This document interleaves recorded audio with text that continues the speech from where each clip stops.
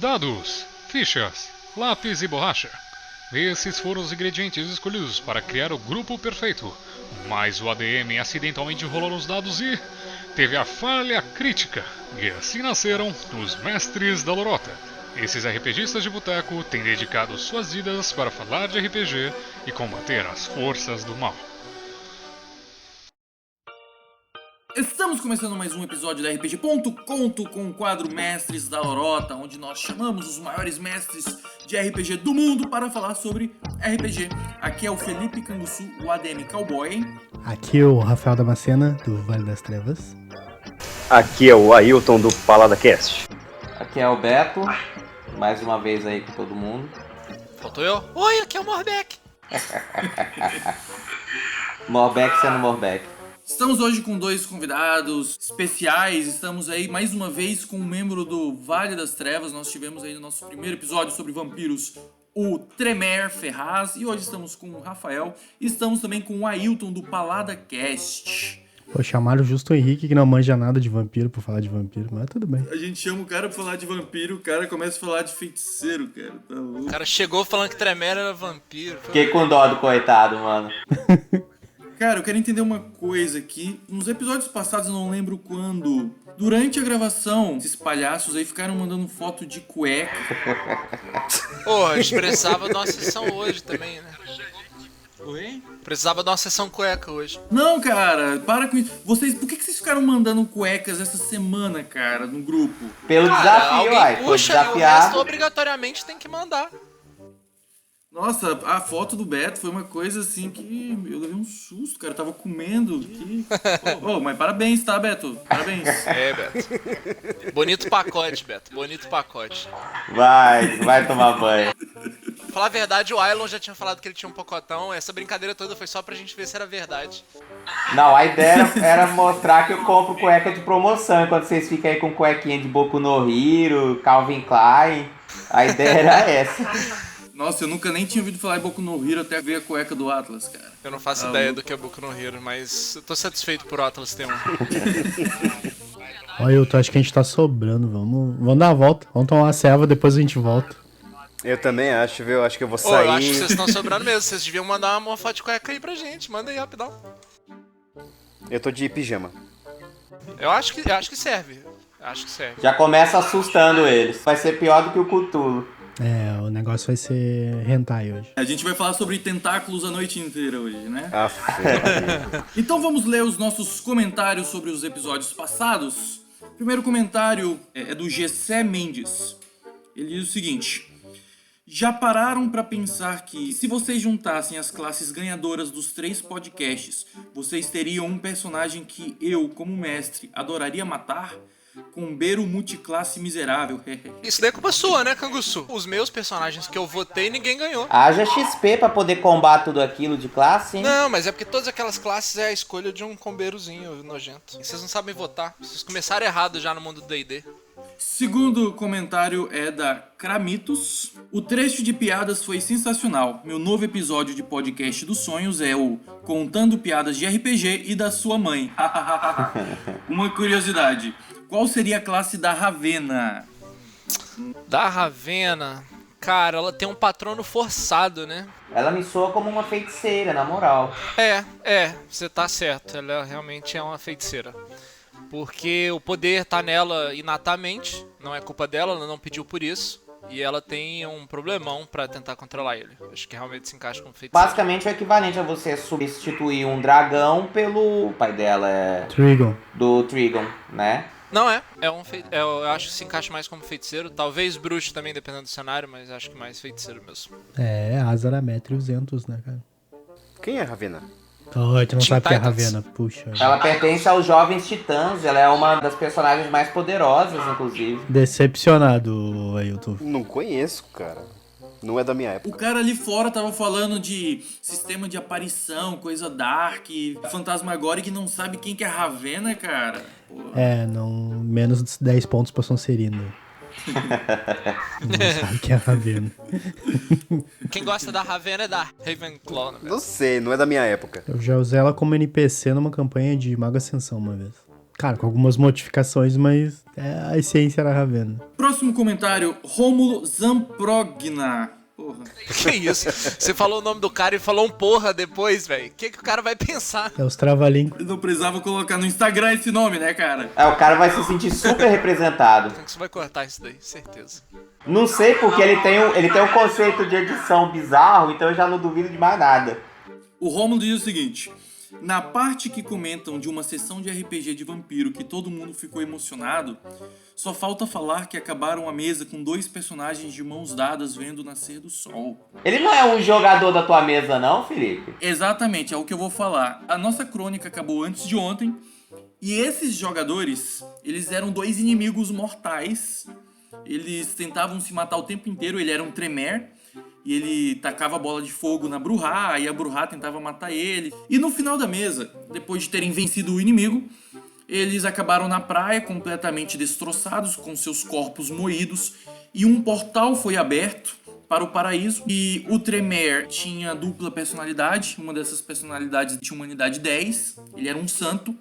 Ele conseguiu rastejar, passar pelo portal antes do nascer do sol, só que ele olhou para trás e viu que a Bruhá não iria conseguir chegar a tempo, e o sol estava nascendo atrás dela, então ele simplesmente voltou, deixou o paraíso para trás e foi morrer ao lado dela, segurando a mão dela. Os jogadores choraram, foi bem emocionante. Cara, é muito delícia quando isso acontece, sem brincadeira. Por isso que eu acabo gostando tanto desses sistemas que premiam a interpretação, que não foge muito do que é o teatro, né? Eu acho que a coisa mais gostosa de jogar RPG é justamente isso. E assim, você conseguir gerar essas emoções genuínas, né, nos jogadores, e até de forma inesperada, que eles estão ali só brincando com seus personagens, eles sentirem o que o personagem está sentindo ou está sofrendo, é a hora que pra mim é quando você consegue atingir o ápice como narrador ou mestre, né, de uma história. É uma coisa que é um dos presentes de semestre, você ter umas cenas assim. Eu tenho a minha cota também e é muito gostoso. Eles passaram a mesa inteira tirando PVP e soltando bola de fogo, e vocês acham que eles estavam jogando vampiro, gente? Isso aí é puramente D&D. Vocês acham que não, mas você tava mestrando a mesa de D&D, só não sabia. Isso justamente prova que D&D pode ser emocionante. Não faz sentido, Morbeck, mas ok. Diz que com louco a gente não pode contrariar, então tá certo. Tá bom, obrigado, Beto. O último comentário que nós iremos ler é da Giovana Souza. Ela teve a audácia de dizer o seguinte: Morbeck injustiçado. Coitadinho, concordo nessa parte, que é um coitadinho. Falando certinho as classes do D&D e o cowboy interrompendo, falando vampiro é melhor, vampiro é foda. Depois Morbeck, que é o babaca da minha. Giovana, o Canguçu vai cortar isso daqui provavelmente, mas se ele não cortar, eu quero deixar algo bem claro. Eu tentei explicar muito mais, eu tentei ser muito mais instrutivo. O Canguçu, que é censurador, não deixa a gente falar as verdades. Aqui é ditadura, é? Não, aqui não tem ditadura, cara. Aqui não tem ditadura. O que eu quero falar é o seguinte: se é necessário eu me transformar em vilão para que os nossos seguidores comecem a jogar no mesmo time, que eles se unam, que eles criem essa aliança, eu sou o mártir que vocês precisam. Eu entrego o meu corpo para ser esse vilão. Se vocês precisam do mal necessário para entrarem em consenso e pararem de brigar entre si, eu estou à disposição. Eu sou o babaca. Muitos dizem que eu tenho uma semelhança com o Dr. Manhattan, essa ameaça superpoderosa, capaz de unir o mundo. Então, que eu seja o Dr. Manhattan. Inclusive, eu vou mandar aí um nude pra vocês verem como eu pareço mesmo Dr. Manhattan. Não precisa. Nossa, Deus, quanta porcariada que você falou agora seguida. Tá piorando o nível agora dos desafios. Eu conheço o Felipe há 12 anos, pelo menos. Então eu posso falar com propriedade que o Felipe sempre foi babaca desse jeito, sim. Tem nada a ver com isso que ele tá falando, não. Mandei a foto aí, ó. Fechando o WhatsApp, fechando. E o nosso jabá de hoje para vocês que gostam do nosso podcast, que se divertem ouvindo as nossas conversas, vocês que querem fazer parte dessa equipe, eu quero dizer que a partir de agora vocês podem ser parte dessa equipe. A partir de agora, RPG.com vai abrir o sistema de apadrinhamento. Vocês vão poder contribuir com a nossa página, investir nos nossos projetos, para que nós possamos produzir conteúdos de qualidade, nós expandirmos as nossas plataformas, comprarmos aparelhos, microfones, câmeras e desenvolvermos melhor essa arte de produção de conteúdos de RPG, de conteúdos nerds, de participar de eventos, e nós precisamos de vocês para isso. A página não tem fins lucrativos, nós não temos renda, não temos caixa, e com esse sistema de apadrinhamento vocês poderão nos ajudar e nós poderemos assim fazer um conteúdo melhor, porque vocês merecem. Tudo que nós fazemos aqui é por vocês, seguidores, pra vocês, Giovana, que me chamou de babaca. Eu quero a Giovana no meu time, então. Eu mais do que tudo, porque eu não suporto minha voz gravada. É, Beto, mas eu acho que não tem microfone que resolva, não. Acho que já entra mais na engenharia genética, né? Então fiquem ligados, nos próximos dias nós iremos lançar o nosso projeto. Fiquem atentos, vocês poderão participar disso, desse grande projeto, desse grande sonho. Vamos todos andar de mãos dadas, unidos, e vamos fazer o RPG.com great again. Agora coloque o seu fone de ouvido, pegue a sua sobremesa, a sua cervejinha e vamos nos divertir. Rola o seu vigor. Mestre não mata, mestre deixa morrer. Vou te falar que eu sou o mestre do roleplay. Ah, moleque, segura esse 20. Posso ficar com o loot, bebê? O mestre tem sempre razão. Quero XP! 35 acerta social. Tremere não é vampiro e necromante não é gente. Bem, você pode não acreditar, mas eu tirei um 20.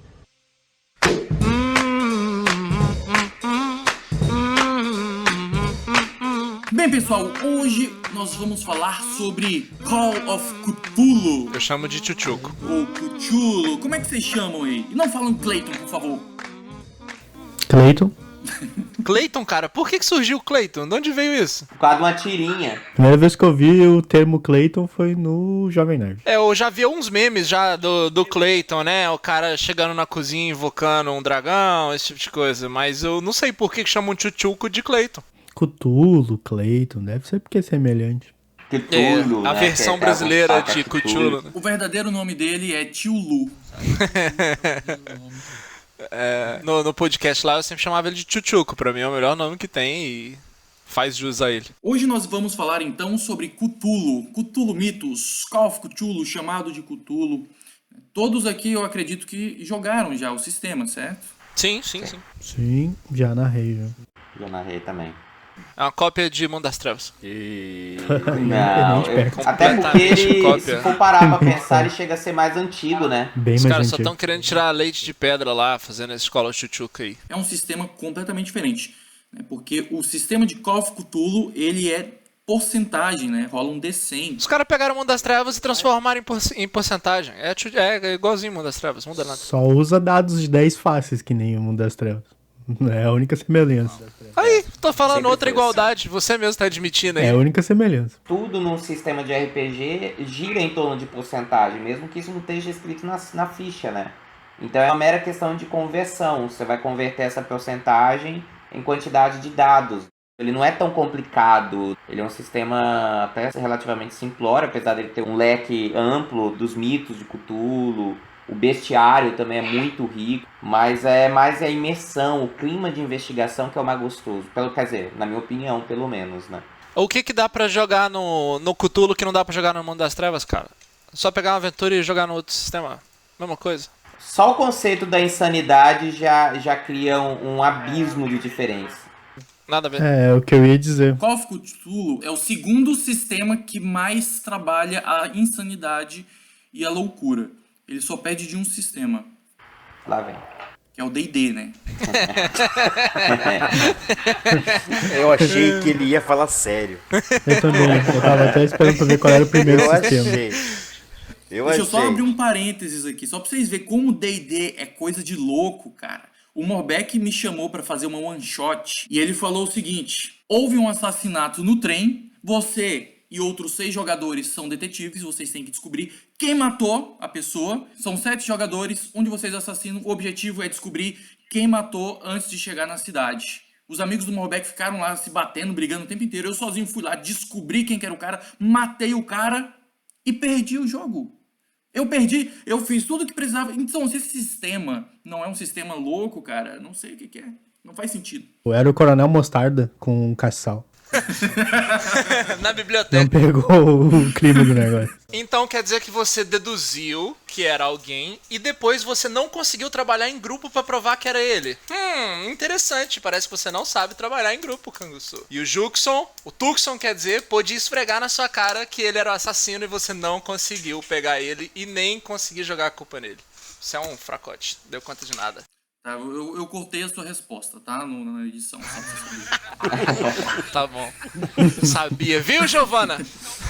Ailton Paladino, você já narrou o Call of Cthulhu?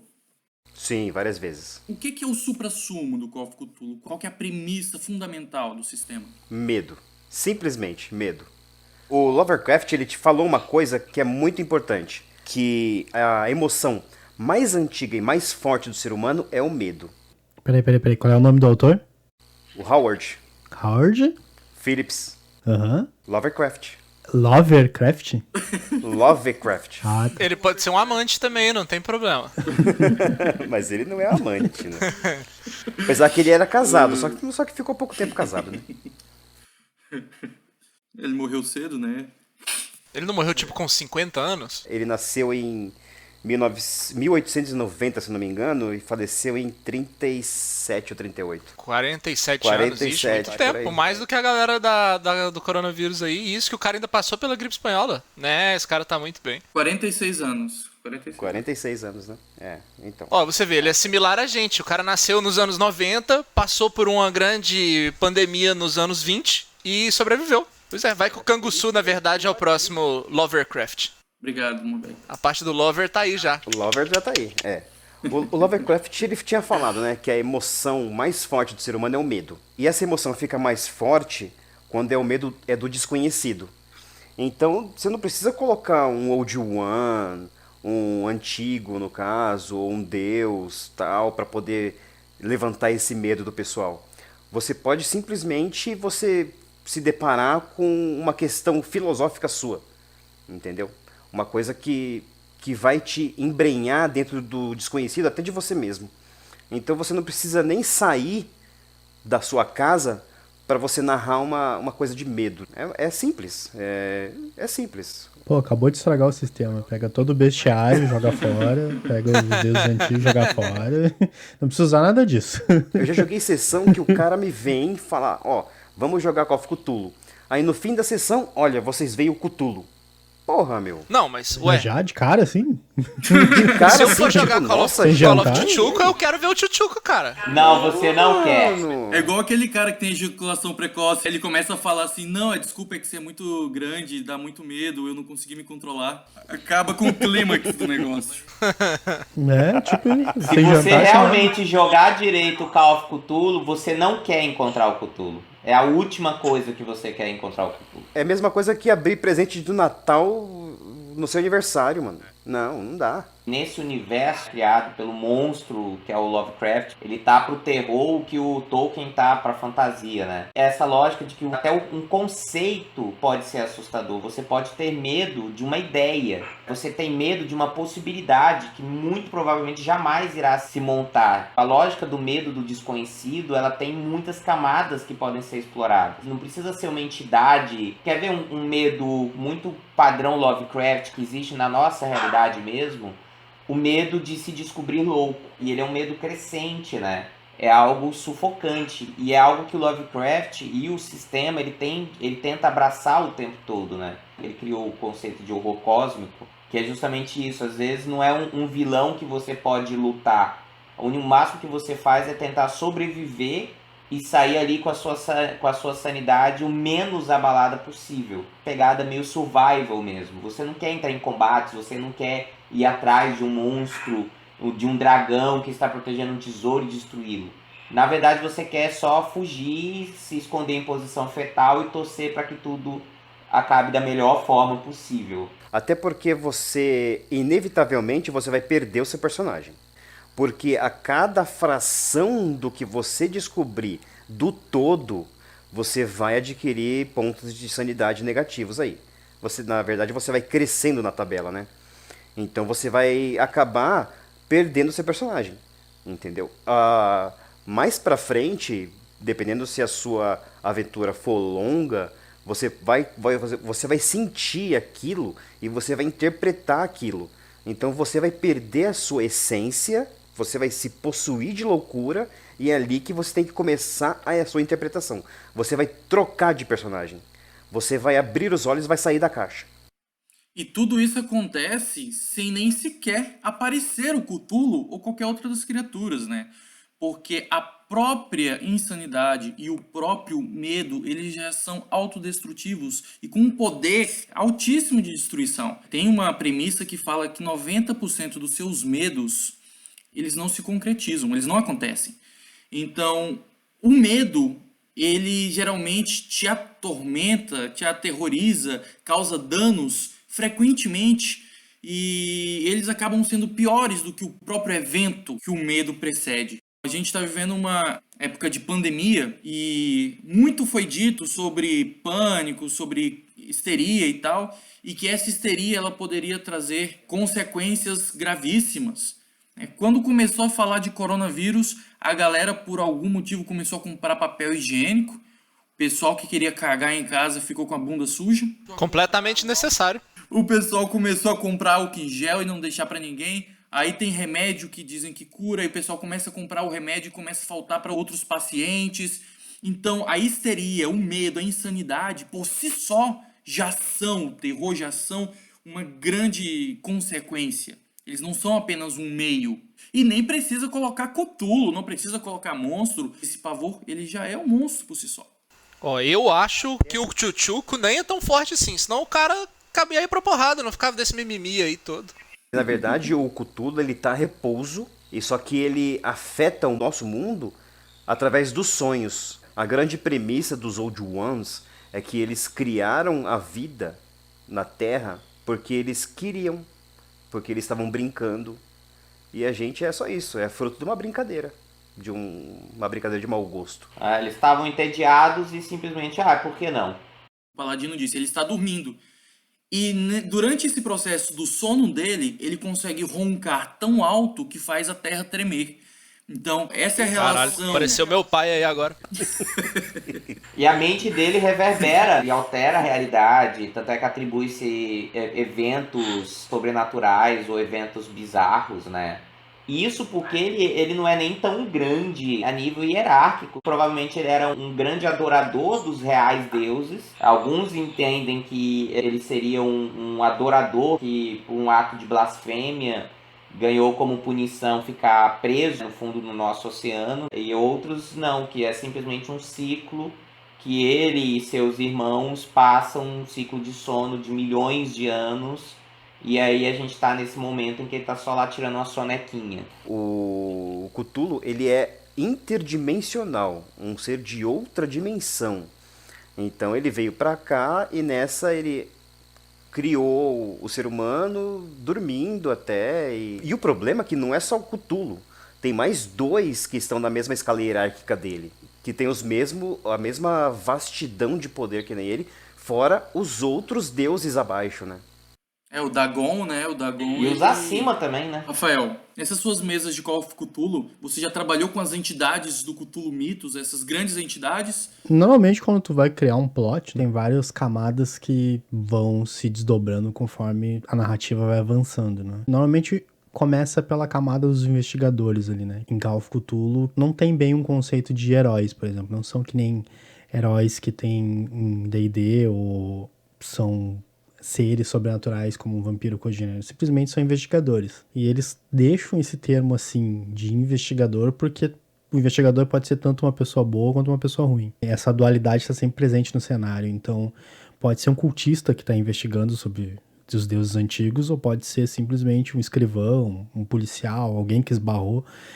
Fica aberto para ser a possibilidade de ser qualquer pessoa que esbarrou com isso. Depois que o cara resolve essa primeira parte, então vem a parte da história. Normalmente é uma coisa meio contraditória, porque quanto mais os investigadores aprendem sobre os mitos, mais a mente deles se derrete e eles vão em caminho à loucura, né? No caso, a insanidade. Por isso que normalmente campanhas ou terminam de forma misteriosa, sem o pessoal saber realmente qual era o vilão por trás de tudo aquilo, Ou quando chegam realmente na última camada que descobrem o plano todo, que poderia ser o plano de uma criatura dos mitos, é quando o cara vai parar dentro de um manicômio louco. Tá ligado? Então a recompensa por descobrir a verdade é a loucura. É uma coisa bem complicada, assim. Vamos dizer assim, a recompensa de tu ter chegado em todos os aspectos da aventura que tu tá jogando é tu perder o teu personagem. Pra insanidade. A lógica de que o fim é sempre trágico, mas finais trágicos também podem ser muito interessantes, né? Faz você aprender a se desapegar do conceito de ficha e de personagem. Você começar a pensar no seu personagem como uma parte de um quebra-cabeça maior, que é a história, que é a narrativa. Ok, eu terminar louco no manicômio, desde que a jornada até lá tenha sido interessante. Eu penso sempre mais na história do que no meu personagem, sabe? Apesar de eu ter citado todos esses exemplos, não é 100% dos jogos que você vai ficar louco. E são campanhas quando elas são muito longas, muito longas mesmo, que envolvem várias aventuras sucessivas ou não, porque normalmente dentre uma aventura ou outra de Call of Cthulhu passa um tempo. Normalmente passam-se meses ou passam-se anos até esses mesmos investigadores voltarem a ter contato com esse tipo de problema, vamos dizer assim.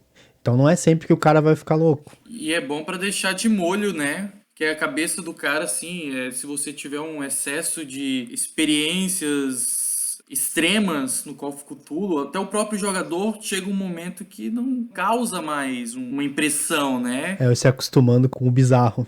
É um termo que tem dentro do jogo. É o se acostumando com o bizarro, exatamente. E no que o Beto falou ali, de que não importa você perder o personagem, o que importa no final é a trajetória. Realmente, é aquilo que a Miley Cyrus diz, a Hannah Montana, né? It's all about the climb. Pois é. Tinha tanto exemplo melhor pra você fazer isso.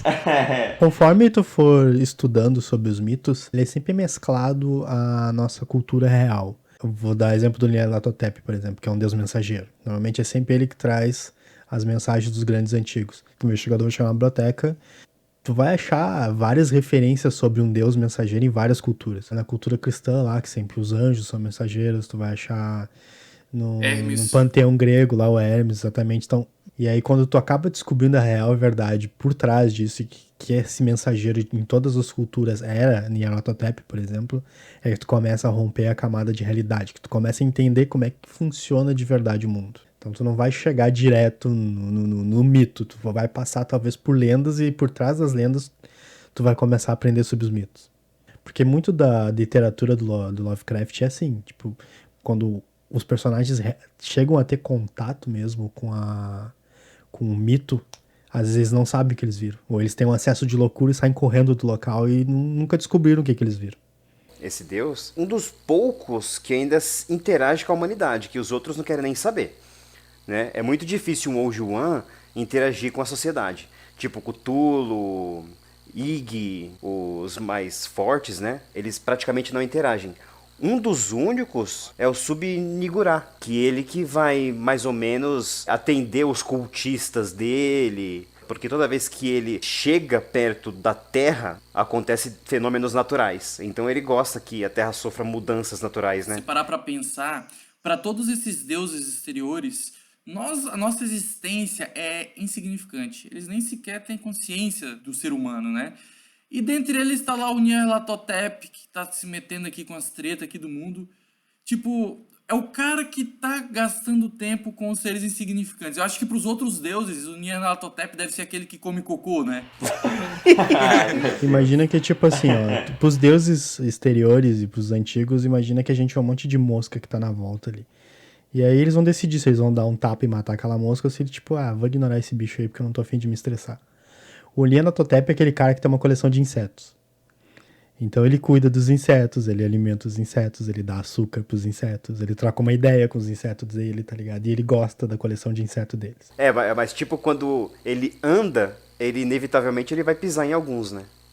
Esse seria mais ou menos o Nyarlathotep. E talvez esse interesse dele seja o responsável pelo nosso planeta ainda existir também, né? Pelo menos tem alguém que se interessa e que acha a gente, no mínimo, intrigante e interessante de se observar. Mas nesse ciclo de vida dele infinito, num dado momento ele pegar e falar, cansei. E aí, fim do mundo, saca? Tudo o que eu consigo pensar é qual desses caras daria conta de vencer o Cartman? Porque o Cthulhu não deu, né? O Nyarlathotep da gente.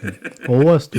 O Astur, o Rei Amarelo. Esse é famoso também. Bem famoso. Acho que o Nyarlathotep tem um potencial muito grande para intensificar o horror cósmico e, ao mesmo tempo, para quebrar essa premissa, né?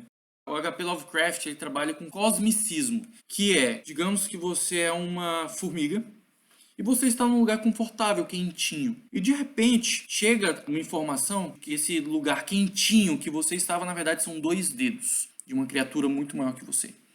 E aos poucos você vai tendo consciência de que essa criatura é um ser humano. E de repente você descobre novamente que esses 2 dedos não são de um ser humano normal, mas de um gigante. E aumenta muito mais a tua percepção das proporções cósmicas onde você se encontra. Que se ele sequer respirar, os dedos podem fechar e destruir a sua existência. Para piorar o cenário, você percebe que esse ser humano gigante tem uma mente e um sistema de comunicação muito diferente do seu. Então você nunca vai conseguir pedir misericórdia, implorar pela sua vida, tentar apelar pela empatia dele.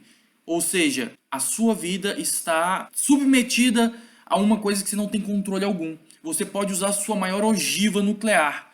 Você não vai conseguir causar uma coceira no dedo do gigante. E talvez você possa até irritá-lo e ele simplesmente te esmagar sem querer ali. Então o horror cósmico é essa percepção de algo tão grande, algo tão incomensurável, porque Cthulhu e as outras entidades possuem uma... Você falou incomensurável, eu só lembrei de Megamente. Sem mensura. Porque ele não dava conta de falar. Continua. Babaca. Tá vendo, Giovana? Tá vendo, né, Giovana? Por que ele é o babaca, né? Não tem jeito. Ele é sem mensura. Desculpa te cortar, fala. Essa relação da formiguinha com uma criatura que ela tem níveis e níveis que só pioram e você nunca vai chegar a ter uma noção completa da ameaça, isso é o horror cósmico. E o Nyarlathotep, por um lado, ele pode trazer uma parcela de horror porque você vai conseguir se comunicar com uma criatura horrenda, e por outro lado, ele vai quebrar um pouco essa distância, esse abismo entre os deuses e o homem. Tem um cara aí, tranquilamente, tá sentado aí na tua poltrona aí, vendo tua TV, e aí tem pode ser de cueca. E aí tem um aglomerado de formigas do lado da tua mesa ali. Aí tu olha pra aquelas formigas e elas começam a chamar o teu nome. Tipo, por algum motivo essas formigas sabem falar o teu nome. E aí tu fica, pô, as formigas estão me chamando, cara. Eu vou dar açúcar pra elas. Eu sei que formiga gosta de açúcar, então eu vou dar açúcar pra elas. Aí tu vai ali dar açúcar pras formigas, elas ficam trifelizes porque elas te chamaram e tu deu açúcar pra elas. Aí, de repente, tu olha de novo para aquele grupo de formigas um pouquinho mais tarde e elas esquartejaram uma outra formiga e em sua homenagem. Foram ali desmembrar a formiga e estão chamando teu nome e com aquela formiga desmembrada estão dizendo que aquilo ali é um presente para ti. O que tu faria? Cada pessoa tem um comportamento. Tipo, tem pessoas que vão dizer assim, vou matar essas formigas nojentas aí, tá louco? As formigas assassinas. Tem pessoas que vão dizer assim, bom, as formigas estão me homenageando, né, cara? Vou dar mais açúcar pra elas, quem sabe? E aí elas aprendem que cada vez que elas esquartejam uma formiga, elas ganham açúcar. Fazendo um adendo só nessa analogia que o Felipe fez, eu entendo que nós seríamos uma formiguinha vivendo num planeta, e esse planeta não passaria da célula desse gigante, entendeu? Para de roubar minha analogia, inventa uma própria pra você. Eu contei uma diferente aqui, inventa uma outra aí. Cada um com a sua analogia. Também, faz a bactéria no cu do gigante, Beto. Usa a bactéria no cu do gigante, essa sempre funciona. Eu vou patentear as formiguinhas, cara. As formiguinhas são minha analogia. E é interessante até lembrar que não havia realmente estudos sobre o conceito do multiverso, sobre esse conceito de que nós fazemos parte de um pedacinho de universo infinito que faz parte de infinitas outras versões do mesmo. Para quem estuda um pouquinho astronomia... Eu acho que é o povo de Ig, eu acho que quando ele escreveu sobre esse pessoal, que era um planeta pequeno, escuro e bem escondido, que anos depois o pessoal acabou descobrindo o Plutão, né? O Lovecraft já tinha escrito sobre mais ou menos um planeta desconhecido que ia ser descoberto. E aí o pessoal acaba descobrindo realmente um planeta depois. Pois é, e isso é assustador. Teve gente até que começou a enxergar realmente como uma religião. A igreja, ela atribuiu ao Lovecraft o status de blasfemo, né? Porque, além de ser ateu, ele dizia em sua mitologia que essas criaturas cósmicas que criaram o mundo, o universo e a vida, era uma mensagem muito agressiva para uma era muito cristã, né? Muito católica. E aí teve essa dualidade da igreja católica e dos ocultistas. Ele influenciou muita gente. Pera, o Lovecraft pensava que isso tudo era real? Não era tipo ficção? Não. Ele já não escrevia isso como ficção, não? Não, ele tinha pesadelos com isso. Não, o cara era loucaço. Então, eu pensei que ele só era um fantasioso. Que loucura. Não, ele era perturbado. Ele Não. cara, escrevia era perturbado, baseado ele nos teve- Ele pesadelos tinha que pesadelo ele com essas principalmente. Ah, isso explica também por que toda criatura é completamente esquisita, né? Tem alguma que não é esquisita? Que não é, sei lá, alguma coisa de um hentai japonês? Não, é tudo Não, esquisito. tecnicamente o Tudo Cthulhu ele é o mais harmônico de todos eles. É, por isso que a gente chama ele de tchutchuco, né? Ah, o mais bonitinho é a cor, né? O color, né? A cor, né? A cor, sim, a A cor que cor vem é do o... céu, do Isso. espaço. Ela é mais bonitinha, né? Porque não tem forma e tal, é só uma nuvenzinha que chega e te mata. Pronto. Outro que pra mim descreve muito bem esse conceito da forma disforme, né? É aquele filme Aniquilação, que pra mim bebe e chafurda na fonte do Lovecraft, né? Ele tem muito dessa ideia do medo conceitual, né? Porque basicamente a única coisa que aquela força traz é vida. É como se fosse a antítese da cor que veio do espaço, sabe? Ela traz vida, mas mesmo assim a vida pode ser muito assustadora, porque ela começa a distorcer tudo que se entende sobre o que é existir dentro daquela área. E aí, os personagens, os protagonistas estão lidando com o quê? O que é isso? O que eles têm que fazer? Realmente o cara tá de parabéns. Eu tenho certeza que ele deve ser, no mínimo, muito fã de Lovecraft, porque foi perfeita a descrição que ele utilizou. Ah, você fala disso, eu só lembro alguns jogos de computador que parecem isso. É muito gostoso jogar esse tipo de coisa, mas não dá pra jogar 2 jogos de uma vez. Os deuses antigos do World of Warcraft são completa e inteiramente inspirados nos monstros de Cthulhu, né? Nos monstros do universo de Lovecraft. Inclusive no D&D tem criaturas também inspiradas em Call of Cthulhu, né? O Illithid, ele é um Cthulhinho, né? É o Devorador de Mentes? É um pequeno tchutchuquinho. É um mini tchutchuco. é um mini Clay. Nossa, essa era a hora perfeita de usar a piada que a mãe do Canguçu é tão burra que nem o Elitide que é ela. Nossa, tu já fez essa piada no outro episódio. Mas você usou ela no outro episódio? Claro, tá lá, cara. Ah, então eu vou deixar essa aqui de graça mesmo. Cara, tá faltando criatividade. Agregue não. Ou só uma palavra, tenso. O Ailton, você está familiarizado com a sistematização do mitos de Cthulhu? O mito de Cthulhu, você tá falando do panteão do August Derleth. O Derleth não gosto muito do jeito que ele classificou os mitos. É porque vai contra a obra do Lovecraft, né? Ele é muito Ele otimista, quis dar né? elemento pros deuses, aí já não Muita curti. coisa que você pega na internet, muita coisa que tá por aí, tem muita coisa errada. Até porque o Lovecraft, ele falou que não existe muito esse panteão, né? O que existe são os Old Ones e os outros deuses. Então, assim, não tem um panteão formado. Só para os ouvintes eles entenderem o que a gente tá falando, é porque é o seguinte, o Lovecraft criou o mundo de Cthulhu, só que ele nunca sistematizou, não criou uma hierarquia, não especificou o que era o que. Então veio esse outro escritor chamado August Derleth e ele criou o panteão de monstros que ficou conhecido como mitos de Cthulhu, explicando, inclusive acrescentando conceitos e dualidades do bem e do mal, o que vai completamente contra a premissa do Lovecraft, que era a pura incompreensão, o medo, o pavor, né? Então, assim, esse Derleth com o mito de Cthulhu é só um conjunto de explicando, sistematizando as criaturas do mundo de Lovecraft. E o Lovecraft tem ainda uma referência no livro que é Conto dos Outros Deuses. Que nesse livro ele fala exatamente que não tem esse negócio de panteão. Ele deixa bem claro isso. Eu não sei porque o pessoal inventa. É os grandes antigos e os deuses exteriores. Só, acabou. Ponto. Só. Acabou, exato. Apesar de haver essa divergência, muita gente usa como referência os livros do Derleth para poder criar ali uma estrutura, uma coisa mecânica. Inclusive, para poder jogar o próprio sistema, você tem que ter uma mecânica, né? Porque o Lovecraft ele nunca deixou as coisas assim para você seguir uma ordem, um padrão. O Derleth me soa muito como um fã oportunista, né? Tentou pegar carona naquele potencial que a trama tem e tentar tornar ela mais palatável, né? Não, cara, não fala isso do cara. O cara não é oportunista, o cara é escritor, o cara era fã, quis fazer uma coisa em homenagem. Se o cara fosse oportunista, é uma palavra pejorativa, né? Se o cara falar, não, eu vou detonar o Lovecraft, vou criticar o trabalho dele. Não, o cara quis ir na onda dele, entendeu? É igual eu, escrevo terror, gosto do Stephen King. Eu tô indo ali, tá certo que eu superei o Stephen King, mas é por isso que eu vou falar que o Stephen King é um cara ruim, um escritor mediano. Eu respeito o cara foi minha influência. Mas ele tentou, de fato, tornar a história mais palatável, né?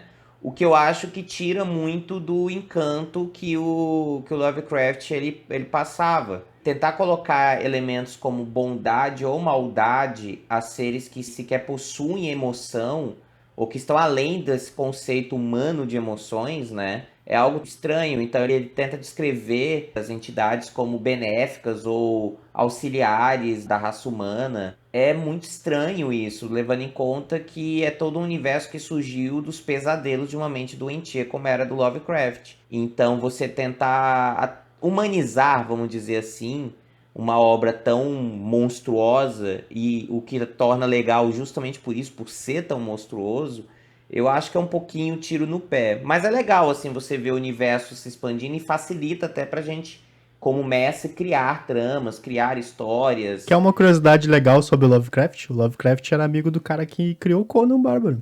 Eles trocavam correspondência. Imagina o Cthulhu chegando com uma marreta, cara, descendo a porta de todo mundo.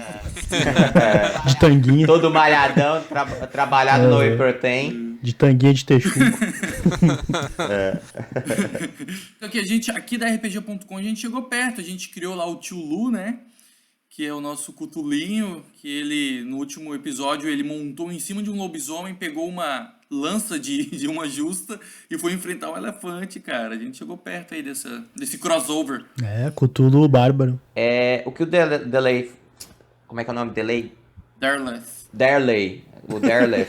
Delay? O que o Derleth fez eu fui... Eu lembro do Grêmio, Derley. Fugiu aqui o nome. A gente chama o cara de Clayton, pode chamar o August Derleth de Augustin Derley, né, pô? O Derley lá da oficina. Ô, Augustinho.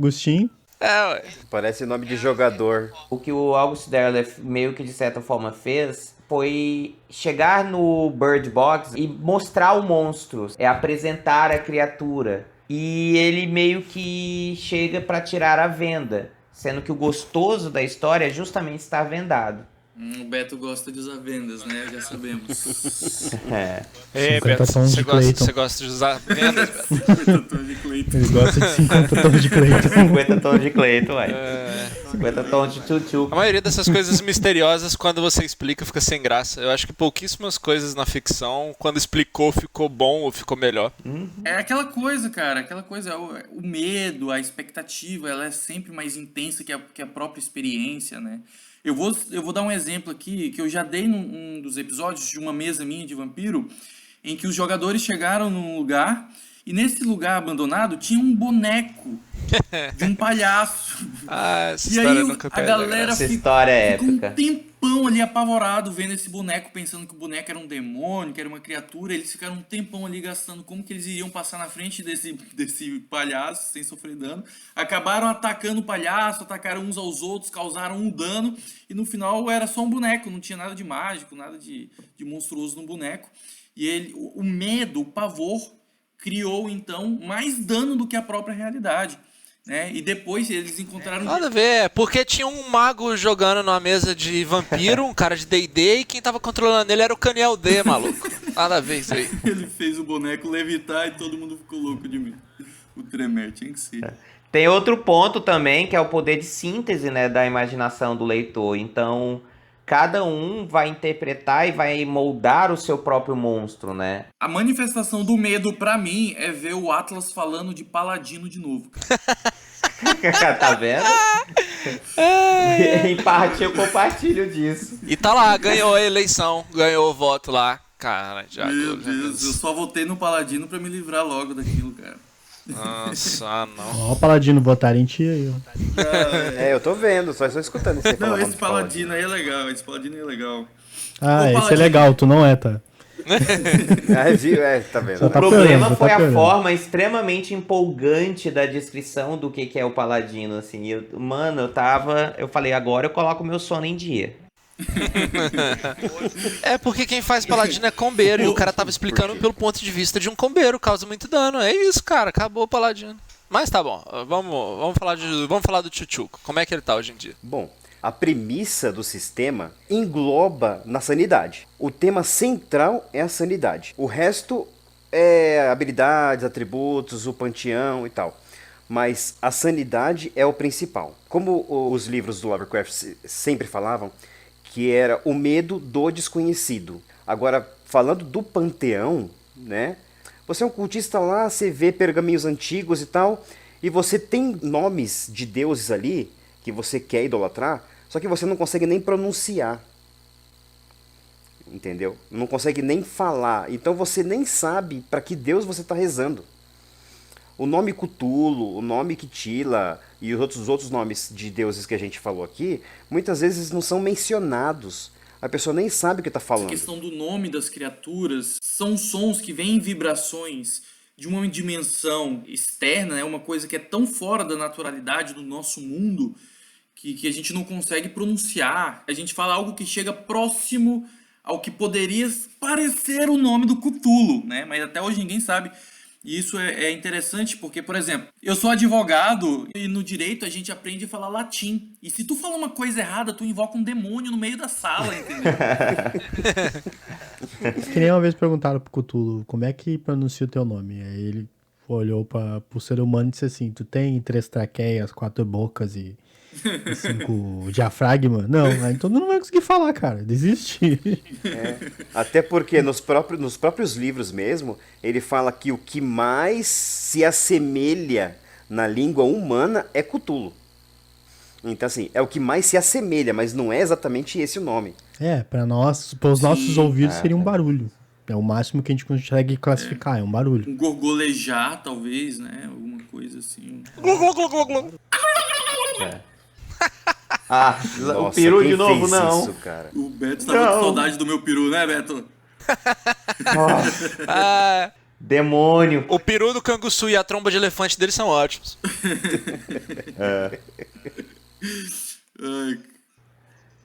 Mas aproveitando esse gancho aí do sistema, é interessante justamente porque ele acrescenta uma segunda camada de medo, porque seu personagem também pode morrer. Tem um sistema combativo, tem riscos à vida. Você tem um medo não só de morrer, mas você tem um medo de ficar completamente insano e da mesma forma perder a sua ficha, o seu personagem. Ele é bem survival, é tipo como se você estivesse jogando um Outlast. Você não tem muita coisa que você pode fazer. Você é um humano e como qualquer humano, você é frágil, você quebra, você se machuca, demora pra se curar. Não é igual um vampiro, um lobisomem que se cura rapidamente. Você até pode ter acesso a algumas magias e alguns poderes, né, vamos dizer assim, que vêm do estudo do oculto e dos ocultistas. Só que até isso tem um preço. Você sacrifica a sua sanidade porque você está entrando em sintonia com algo que a sua mente não consegue aceitar. Então, o simples fato de usar uma ou outra magia já te enlouquece também. Então, é um sistema muito punitivo. Ele é muito punitivo mesmo. E eu acho que é isso que é o mais legal até também. É o que torna muito mais desafiador, né? Ô, Beto, tu tá parecendo o Atlas, Beto. Tu tá parecendo o Atlas. Ó, pra você Tá que não... explicando demais. Tem bola de fogo lá pra soltar, É dá que pra imagina trocar assim, tiro. usando a analogia das formigas ali, tá ligado? Tem as formiguinhas ali bonitinhas. Tenta explicar física pra uma formiga. Não vai conseguir. Não vai conseguir explicar física. Viu, Felipe? Você é a formiga. Você não tá entendendo a física que eu tô apresentando. Ou será que, na verdade, o ouvinte é a formiga e você acabou de ofender todo mundo? Isso A aí, insanidade tá batendo. Só piorou. O Call of Cthulhu é um sistema baseado nos livros do Lovecraft que remete ao seu cérebro tentar distinguir alguma coisa que ele não conhece, como já foi falado aí, e ele fica naquele lapso que gerando insanidade e punitivamente você vai acabar perdendo seu personagem. Ou morto ou insano. Você não vai subir de nível, você não vai ganhar atributo, você não vai isso, não vai aquilo. Você vai morrer. Você vai ficar louco. Vamos mostrar de uma outra perspectiva, assim. A moral é tu sobreviver a uma investigação, ponto. Porque senão ninguém vai querer jogar, né? Tipo, por que eu vou jogar esse sistema? O personagem mal vai ficar louco? Tipo, a moral é sobreviver a uma investigação. Eu acho que é o melhor, assim, pra poder cativar um jogador. Tem que sobreviver a uma investigação. Não joga. É melhor não jogar. É melhor não jogar. Não jogue, é melhor não jogar. Não. Você não tá entendendo a psicologia aqui. Não jogue, ouvinte. Não jogue. Para, senão ninguém vai jogar. Para, tu vai falir os caras que estão tentando trazer a 7ª edição do Call of Cthulhu. Que ninguém vai comprar. Para, seu monstro. Que ninguém vai comprar, tá vendo? A psicologia. Viu, seu monstro? Uma coisa da mecânica, do sistema do RPG Call of Cthulhu, cara, é um sistema assim que eu nunca ouvi críticas. É uma mecânica muito boa, cara. É uma coisa muito dinâmica. Eu gostei. Vocês gostam? Vocês acham legal? Tudo que você for fazer poder rolar com 2 dados é maravilhoso. Eu gosto bastante também. Eu gosto, mas eu já vi muita gente falando que não gosta. Tem muita gente que não gosta? Tem gente que acha complicado, cara. Eu não sei como, mas tem pessoas que acham complicado. Não existe RPG perfeito, cara. É porque tem gente que não entende matemática básica de porcentagem. Tirando GURPS, não existe RPG perfeito. Cala-te boca. Mas se vocês pararem pra observar, tem um sistema de RPG que é muito parecido. Qual? Eu acho que Call of Cthulhu inspirou esse sistema, na verdade. Eu também acho. Qual? Arcanum Trevas.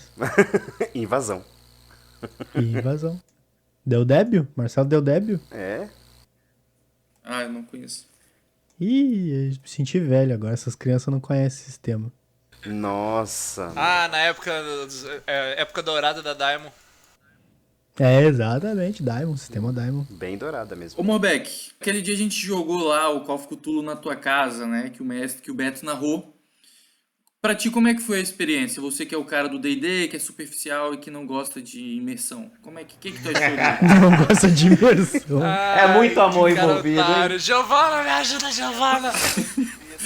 Ai. Tu gostou da experiência, Morbeck? Gostei, eu tinha acabado de sair da mesa de 2 anos e meio de Mundo das Trevas.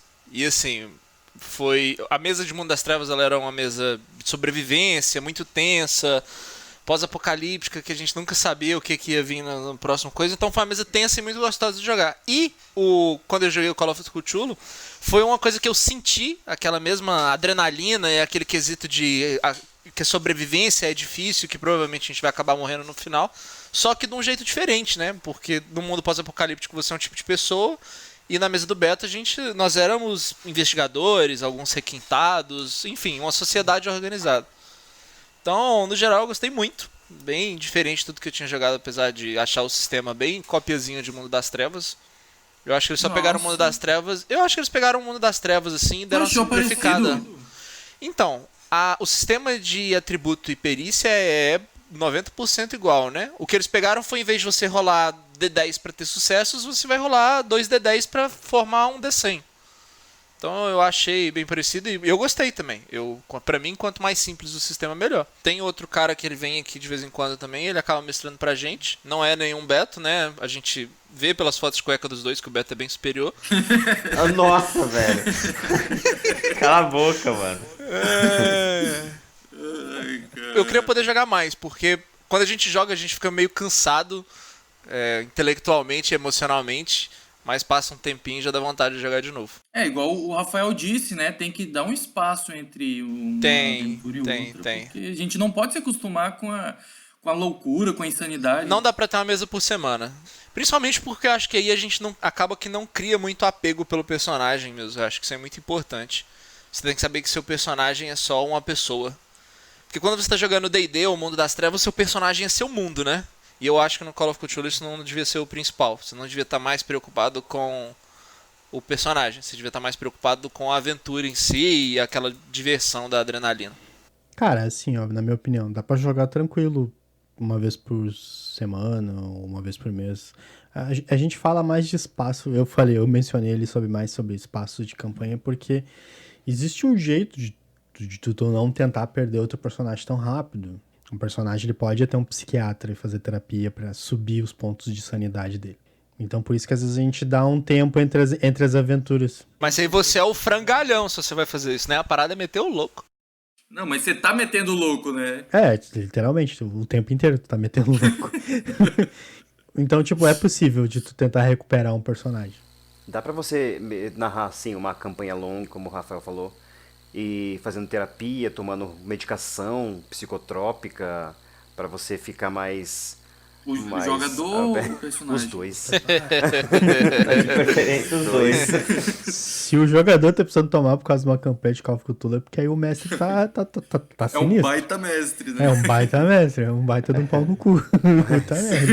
Mas dá pra você fazer isso pra poder deixar a crônica um pouquinho maior, ou simplesmente, narrativamente, falar que o jogador não aceitou aquilo que ele viu, então ele não processa. Você vê uma coisa estranha, mas você não processa É o clássico aquilo. entrar em negação. Para você aquilo não existiu, então você não ganha sanidade. Insanidade, no caso.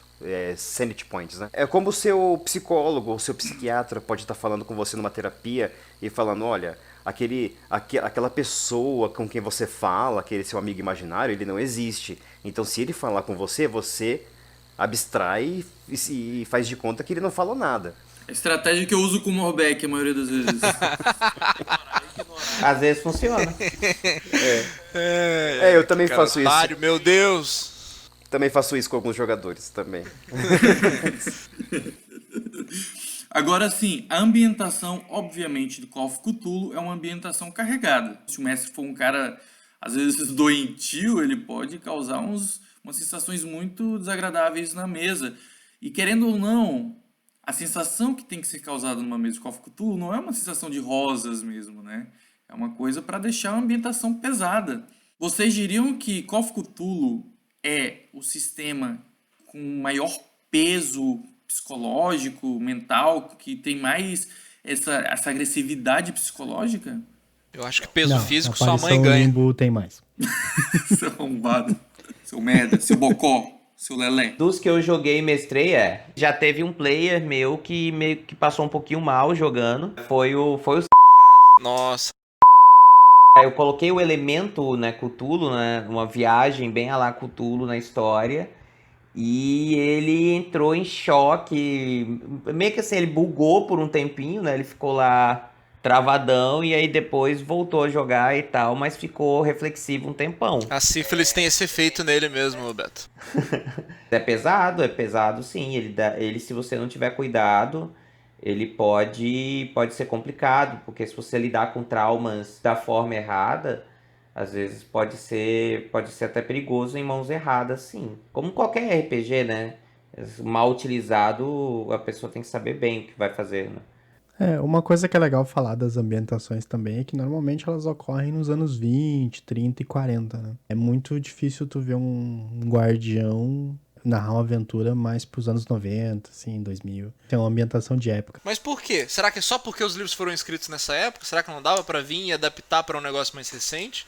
Por causa do noir, né, velho? Se a gente tá falando de um conceito de incompreensão, de mistério, a gente tem que colocar numa era de escuridão também. Nos dias contemporâneos a gente tem celular, tem ciência, tem esclarecimento, tem iluminismo, tem tanta coisa que hoje é difícil. As crianças de hoje não tem medo, cara. Eu quando era criança, velho, se eu ouvisse um barulho do vento, eu corria pro quarto dos meus pais. Hoje em dia as crianças estão indo pra baile funk, velho. Nos anos 20 ninguém tinha acesso às informações igual a gente tem hoje. Então a ambientação ela faz parte, porque o Cthulhu se trata de ambientação.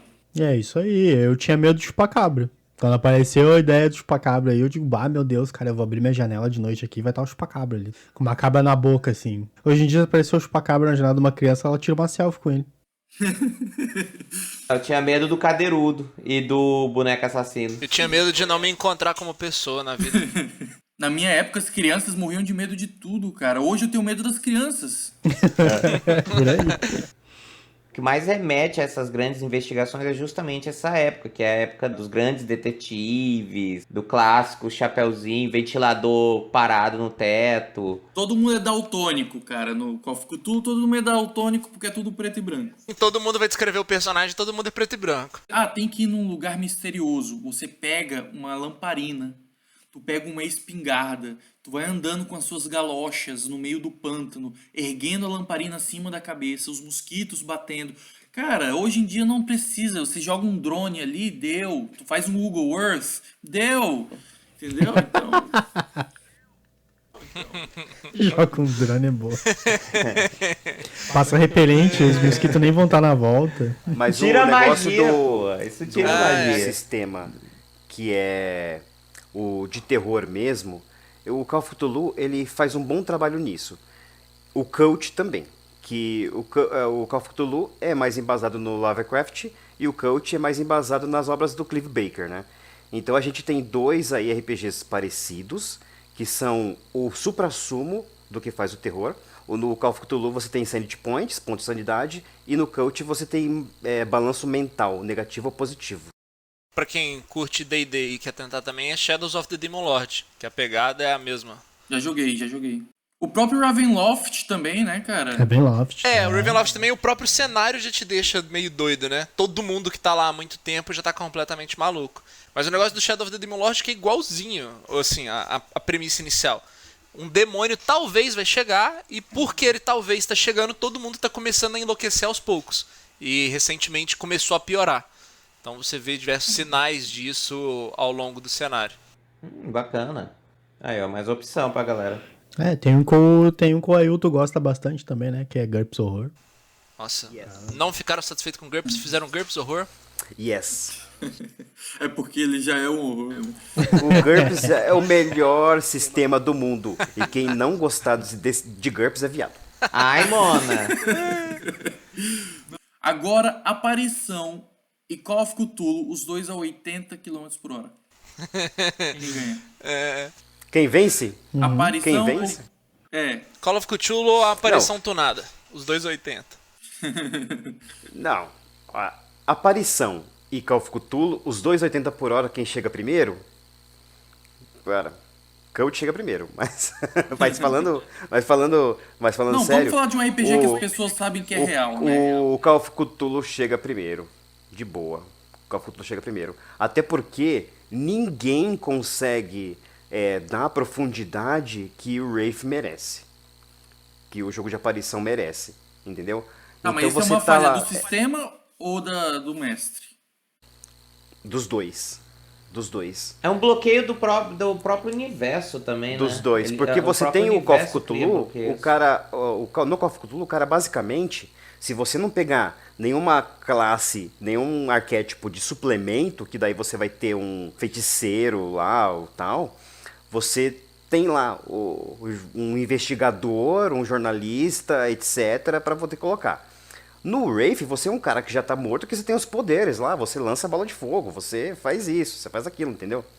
Então, assim, já são aspectos diferentes. E você ali, a sua sanidade é perdida gradativamente na narração, né? Agora, no Call of Cthulhu, você tem um sistema pra isso. Eu concordo com a Ailton nessa parte, porque de um lado, tu é um humano, e do outro lado, tu é um sobrenatural. Então, tipo, como é que tu vai... Às vezes é difícil tu conseguir criar medo no sobrenatural se tu já faz parte dele, tá ligado? É mais fácil familiarizar com esse sendo um humano, né? Você consegue criar um vínculo. Apesar que eu sempre voto que, assim, se o cara quer narrar horror, o cara preenche uma ficha numa folha de papel em branco e joga moeda pra cima, divide cara e coroa, se o cara conseguiu ou não, o cara narra horror ali, tá? O melhor sistema que você tem pra narrar horror é a sua imaginação. Você vai imaginar, cria aventura e tal. Não se prenda tanto às regras, entendeu? As regras estão lá para ser um sinal para você do que você pode e do que você não pode fazer. Mas elas não são 100%. Então, Eita, pera que isso é um ponto delicado. Então, que você quer dizer que o mestre tem a responsabilidade de deixar um sistema com mais teor psicológico? Sim.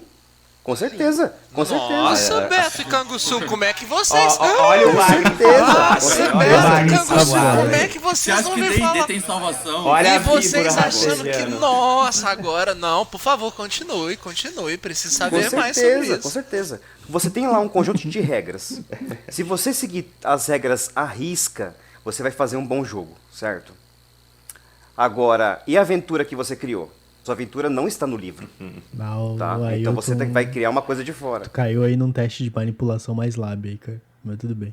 Não, muito obrigado, Ailton. Você O tem amiguinho jogou um ali. vale foto O você amiguinho tem jogou ali, ó. um vale foto de cueca comigo. Só você falar aí que eu te mando.